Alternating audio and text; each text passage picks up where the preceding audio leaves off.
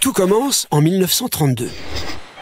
Non pas l'année où Félix Lenôtre gagna son titre de champion poids-plume d'Ivoire-le-Marron, mais où les jeunes diplômés Jean et Henri Boiron, alors âgés de 26 ans, rencontrèrent le pharmacien homéopathe lyonnais René Baudry.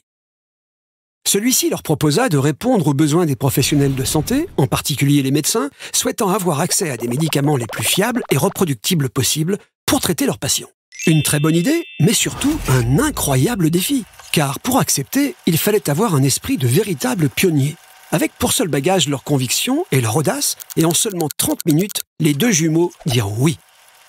L'épopée de l'homéopathie Boiron était lancée, et les deux explorateurs allaient devenir entrepreneurs, en mettant un médicament de grande qualité dans les mains des médecins et pour le bien de leurs patients. Avec d'abord la création du laboratoire central homéopathique de France à Paris, qui l'année suivante, en 1933, changea de nom pour devenir les laboratoires homéopathiques modernes, cette même année où également Jean Boiron développait la pharmacie homéopathique rhodanienne à Lyon. Puis, tout alla très vite.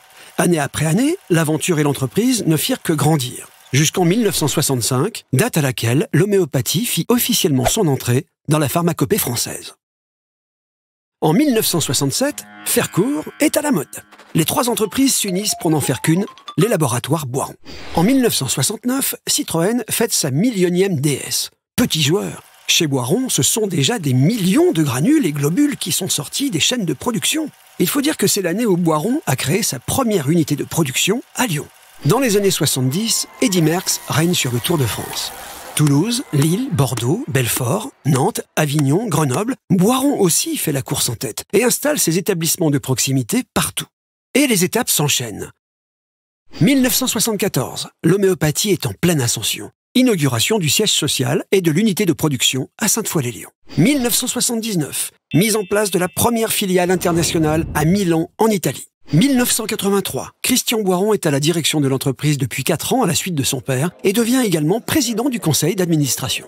C'est le développement des spécialités auprès du grand public et l'ouverture des filiales aux États-Unis et en Espagne. 1987, Vanessa Paradis cartonne avec un titre, Joe le Taxi. Un autre titre connaît aussi le succès. Celui de Boiron, qui fait son entrée à la Bourse de Lyon. Cette même année, Boiron révolutionne la publicité des médicaments. 1988, fusion avec les laboratoires homéopathiques de France. 1990, fusion avec le laboratoire marseillais Cibourg. Une petite pause entre tous ces chiffres ? Allez, on repart.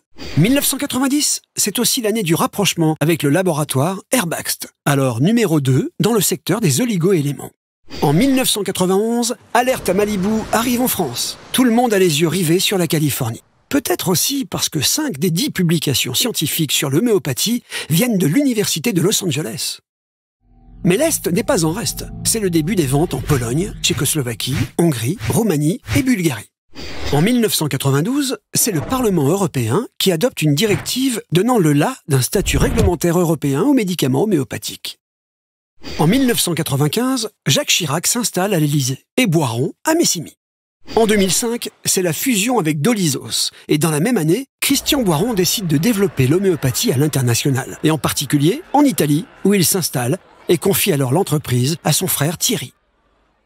En 2011, Christian Boiron revient en France et reprend les rênes de l'entreprise.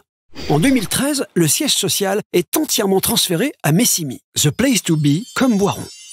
Cocorico, 2017, année du coq, Hong Kong voit l'arrivée du premier bureau Boiron en Asie. Puis, en 2019, c'est l'ouverture d'une plateforme logistique internationale dernière génération aux Olmes et d'une deuxième pharmacie Boiron en Colombie, après avoir lancé avec succès celle de Sao Paulo au Brésil. C'est aussi l'année où Valérie Lorenz-Poinceau prend la direction générale de l'entreprise avec une idée en tête. Contribuer à une médecine plus humaine, plus respectueuse et plus durable. Et très vite aussi passer le cap d'une tempête sans précédent au niveau de l'homéopathie française.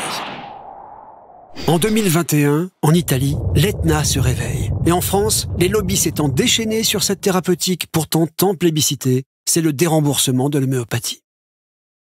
Pour faire entendre sa voix et laisser toujours le choix aux patients, Boiron défend ses convictions et lance une nouvelle campagne de communication corporate. Boiron, votre santé mérite le plus grand respect. C'est aussi l'année où la pandémie de Covid-19 touche le monde entier. Heureusement, Boiron est au front et poursuit sa mission de santé publique en lançant à grande échelle la production de gel hydroalcoolique, puis contribue à assembler et distribuer des autotests. Malgré tous ces orages, Boiron garde le cap. Et l'entreprise, sous l'impulsion de sa directrice générale, a déjà les yeux tournés vers le futur.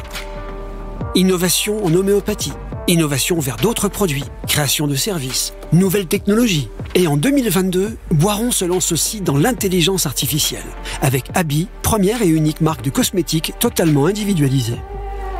Et ce n'est pas fini. L'aventure ne fait que commencer. Car 2023, 24, 25, 26, 2030, 2050, pour Boiron, ce qui compte vraiment, ce n'est pas le nombre des années. Ce qui compte, c'est avant tout le respect de vos choix, de votre vie et de votre santé.